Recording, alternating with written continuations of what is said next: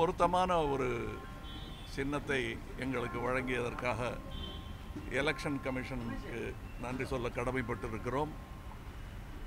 தீவைகளை தேடி கண்டுபிடிக்கும் ஒரு பெருமுனைப்போடு தொடங்கப்பட்ட இந்த கட்சிக்கு இது ரொம்ப பொருத்தமான சின்னமாக எங்களுக்கும் தோன்றுகிறது. எங்களுக்கு பாராட்டு சொல்பவர்களுக்கும் அதே சிந்தனை இருப்பது சந்தோஷத்தை அளிக்கிறது.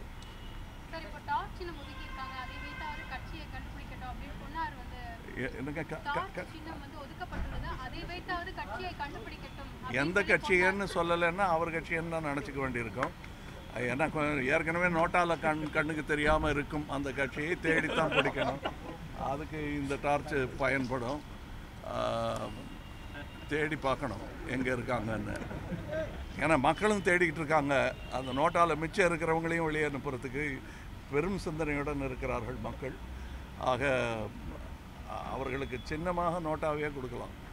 நாடாளுமன்ற தேர்தலுக்கு பிறகு நடிகர்கள்லாம் காணாமல் போவாங்கன்னு அமைச்சர் ராஜேந்திர பாலாஜி சொல்லியிருக்காரு. அது இல்லாமல் அரசியலுக்கு வரக்கூடிய நடிகர்கள் எல்லாமே வியாபார நோக்கத்துடன் வராங்க அப்படின்னு ஒரு கருத்தை முன் வச்சிருக்காரு. அவர் இங்கே சென்ட்ரல் ஸ்டேஷனுக்கு பேர் மாற்றி வச்சாங்களே, அந்த நடிகர்லேருந்து ஆரம்பித்து சொல்கிறாரா எனக்கு புரியல. ஏன்னா எல்லா நடிகர்களையும் ஒரு மாதிரி அப்படி சொல்ல முடியாது.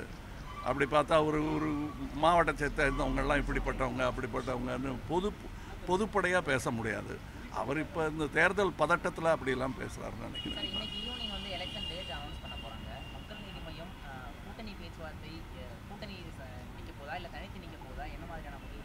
எங்கள் கூட்டணி நாங்கள் பேசி முடிச்சிட்டோங்கிறது சொன்னோம். நல்லவர்கள் வந்தால் சேர்த்துக்கொள்வோம். அப்படிங்கும்போதே முக்கால்வாசி பேர் நீக்கப்பட்டு விட்டார்கள் என்பதுதான் இந்த கூட்டணி பேச்சில் அவர்களுக்கு இடமில்லை என்பதுதான் அர்த்தம். நாங்கள் முதலில் சொன்னவற்றிலிருந்து பெரிதாக மாறுபடவே இல்லை. நாங்கள் அப்படியே தான் இருக்கோம் எங்கள் பொசிஷனில். எங்கள் கூட்டணி ரொம்ப மிக பலமான கூட்டணி, மக்களுடன் ஆன கூட்டணி. பலிக்குமான்னு கேட்குறீங்களா? அவ்வளோ சந்தேகம் வந்துருச்சு உங்களுக்கு மக்கள் மேலே. இனிமேல் சந்தேகப்படாதீங்க. இது மக்களின் ஆட்சி வரப்போகும் நேரத்தில் மக்கள் கூட்டணி இருப்பது தான் நியாயம். நன்றி. ஒவ்வொரு தேர்தலையும் பிரதானமாக பார்க்கப்படுறது தேர்தல் அறிக்கை. தமிழகத்தில் இருக்கக்கூடிய 2 பெரிய கட்சிகளும் அந்த தேர்தல் அறிக்கையில் மும்முரமாக செயல்பட்டுருக்கிறாங்க.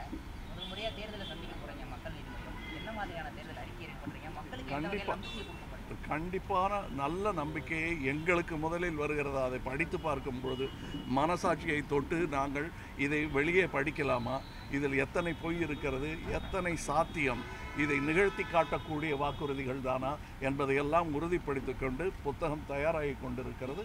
உங்களுடன் விரைவில் பகிர்ந்து கொள்வோம். இருக்கு 11, 12, 13, 14, 15 ஆகிய நாட்களில் நேர்காணல் நடைபெறும். 1137 வந்திருக்கிறது.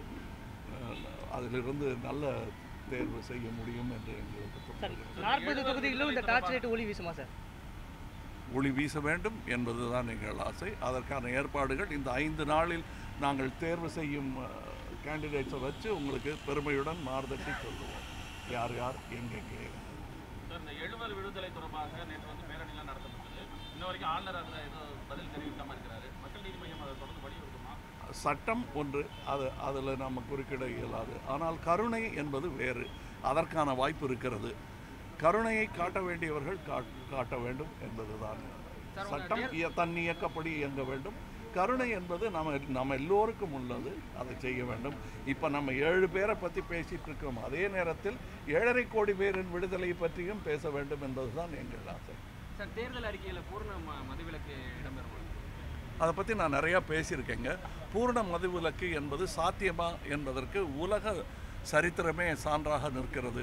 அப்படி படால்னு ஒரே நாளில் பூர்ண மதுவிலக்கு கொண்டு வந்தால் இப்போ கோட்டையை ஆக்கிரமித்து கொண்டிருப்பவர்கள் எல்லாம் முழுதாக அந்த வியாபாரத்துக்கு போயிடுவாங்க. அது பெரிய இடைஞ்சலை விளைவிக்கும். படிப்படியாக என்பது தான் நடக்கக்கூடிய விஷயம். அதற்கு மக்களும் ஒத்துழைக்க வேண்டும் என்பதுதான் பெரிய. அரசு ஆணை மாத்திரம் போதாது, மக்களும் ஒத்துழைக்க வேண்டும். அதாவது இது கெட்ட பழக்கம் என்பதை அவர்கள் முடிவு செய்ய வேண்டும். அதற்கு பிறகு எந்த அரசாக இருந்தாலும் வேலை எளிதாகிவிடும். சார், உங்களுடைய நெருங்கிய நண்பர் ரஜினிகாந்த் நாடாளுமன்ற தேர்தலில் வரக்கூடிய 21 தொகுதி இடைத்தேர்தலையும் போட்டியிட போவதில்லைன்னு சொல்லியிருக்காரு. இந்த வீடியோ உங்களுக்கு பிடிச்சிருந்தா ப்ளீஸ் லைக் அண்ட் ஷேர் பண்ணுங்க. மறக்காம எங்க சேனலை சப்ஸ்கிரைபும் பண்ணுங்க.